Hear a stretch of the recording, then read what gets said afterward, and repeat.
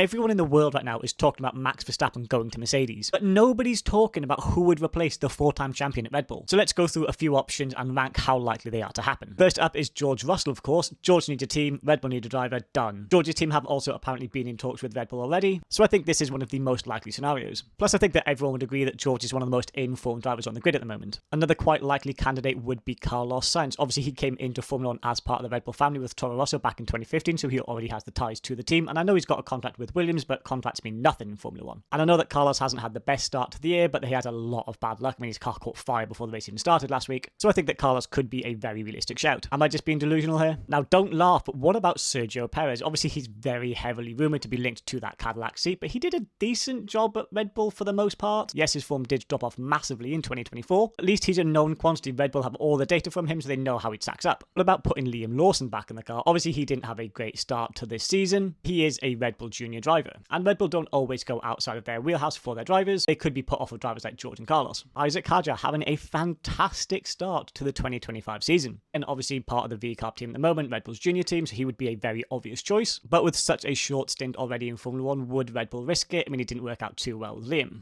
Or what about just throwing Arvid Lindblad straight into the top team at Red Bull? Yes, he is only 17 years old, but I think that Arvid is a mega star in the making. If you were Christian Horner, who would you replace Max Verstappen with?